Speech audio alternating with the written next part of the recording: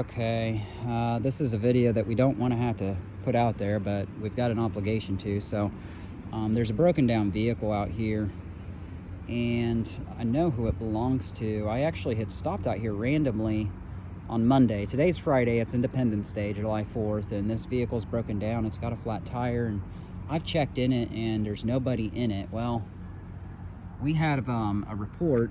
I don't know how well you can maybe see inside, but there is nobody in it. And you can see a whole bunch of bottles and stuff up here.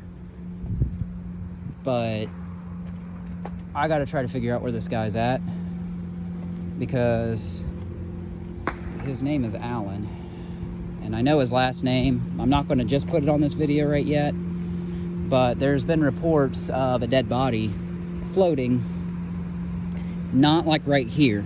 There's a river here, so you're looking at Elite Sports Center, and there's a pond here, and there's a train track. CSX uses this, and I walked down here on Monday because, believe it or not, Chaos Girl, I was giving her a ride to work Monday morning, and we both smelled a very foul stench right in this area. So you see this bridge that's up here, that one right there, it's an overpass. We were driving on that into downtown, and it goes over this river that you can see right here. It's the Little Kanawha River. There's a skate park right here, and we smelled a very foul odor. She thought for sure it was a dead body. Well, she's like, you need to get out and you need to explore. There's a boat going by right here. You probably can't see that, but I can hear it.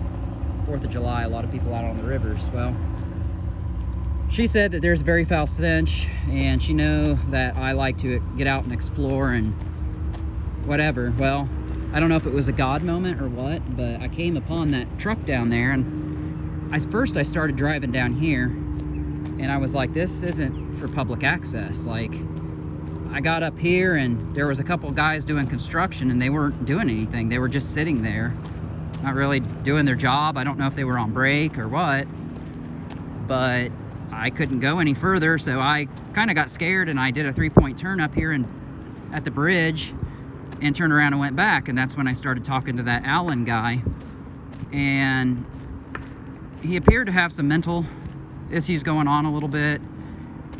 You know, he was like kind of repeating himself a little bit. I don't know if he was on drugs. He may not have been on drugs, but I got to talking with him, and he seemed friendly.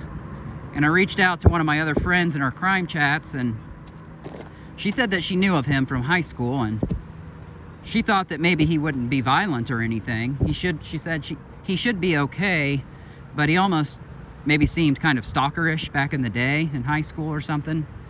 I mean, she's a female, so who knows, but she wanted to help. And she says, well, if you come down and you end up giving him food or whatever, she said, let me know, and I'll pay for some food and some drinks to take down to him. And I said, well, no. I said, it's all right. I've got a few things at the house. It wasn't much, but I said, I'll bring it down to him. Well, I never got back to heading back down to him, and it was always in the back of my head, and I wanted to, but I just never. I work parts of 4 jobs. I work graveyard shift, a night job. I got to go in tonight. You know, as a veteran, I've got to work again tonight, and if I call off, it's double points, so I'd lose my job. So long story short is, I never made it back down, and I never really reached out. Well, I did make a couple phone calls to Old Man Rivers, the food pantry down here, and they said that they were open until 3. A lot of homeless activity up here. You can see all the clothes. I didn't notice all that the other day. Ooh, my goodness, there's a lot. But I did call Old Man Rivers, the food pantry, and they said they were open until 3 that day. Hello, anybody up here? Man, there's so much debris up in here. Anybody here? And then I called Clean and Clear. It's one of the rehab places down here, and they said, well, he would have to call it in, and if he called it in, then they could drive to him. So I said, okay. I said, thanks for the help. Well, like I said, I never got back down here again. And I didn't call it into the police. I probably should have. There's a lot going on over here. Well, now we're getting reports. There's a dead body, but is the dead body from what we smelled on Monday? There's vehicles driving right over my head right now. I mean, look at all of this, man. Or could it possibly be from him? And if it's from him, I'm gonna feel really bad because I could have done more than what I did, you know? I don't know what that is. Looks like a cologne box. All kinds of stuff up in here. Now I remember, if you guys remember the video that I did in the old, oh gosh, it was a food establishment on Route 50 by the methadone clinic. There was somebody in there who was on fentanyl and he didn't even hear me. You know, I thought he was dead, but he wasn't.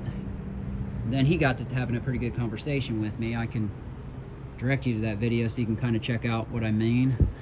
But yeah, I just feel bad now. I mean, I should have done more, but I was telling you, I'm tired today.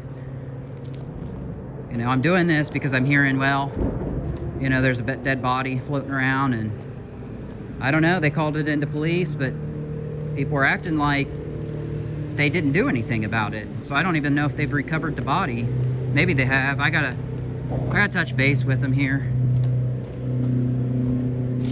You can see all the homelessness activity over here. I don't know why he had parked here, but he's got a flat tire on his vehicle. So I'm gonna have to reach out to somebody now for sure, and I should have done it better before. But I'll kind of show you what I'm talking about. So this would have been where I did my 3-point turn. But those guys that were doing construction were like right up here, and they said it only goes a little farther up there, so I don't know. You can hear the firecrackers going off on this bridge up here. But I'm gonna head my way back. I'll put those screenshots of what we found of the dead body. The dead body wasn't right here. This is where we smelled it. The dead body was out by Blennerhassett Bridge, which is several miles from here, actually.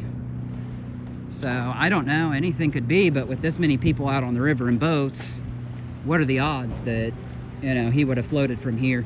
Like I said, we smelled something Monday morning. Chaos Girl thought it was a dead body back then. I didn't call it in or anything, but now it just makes me wonder, what if that person was dead since Monday, and what if it's not this Allen guy? I don't know.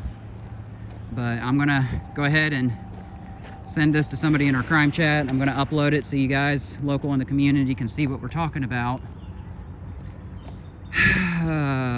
It's so sad, man. And you know, I had a bag of food ready to give the guy, an old shirt and a razor, and I just never made it back down because I was so tired from working all these jobs.